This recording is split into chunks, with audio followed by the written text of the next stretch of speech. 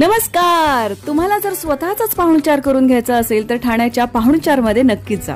आम्ही तिथे गेलो आणि प्रणवने त्याची फेवरेट सुरमई थाळी मागवली. वाव, तुम्ही बघू शकता काय साईज आहे सुरमईची, मस्त अशी. त्याची चवही तितकीच भारी होती. आणि त्याच्यानंतर मी माझी मोस्ट फेवरेट मटन थाळी मागवली. सुक्क मटन थाळी विथ तांबडा पांढरा रस्सा. वाव, मी तर आता ताव मारणारच होते, पण म्हटलं त्याआधी मस्तपैकी फोटो सेशन करूया. पण ह्या दोघांची मस्ती आणि हे असे एक्सप्रेशन्स बघून मी जरा चिडलेच. मग एक जोरदार दम दिला.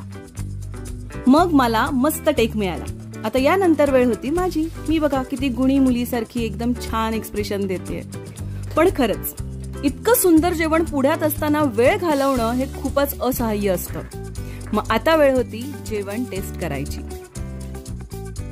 कारण दिसण्याला तर 100 आउट ऑफ 100 मार्क्स होते आणि टेस्ट आ हा हा, तुम्ही स्वतः जा आणि बघा. सोल कढी पण अप्रतिम. मग तुम्ही कधी जाताय पाहुणचारला?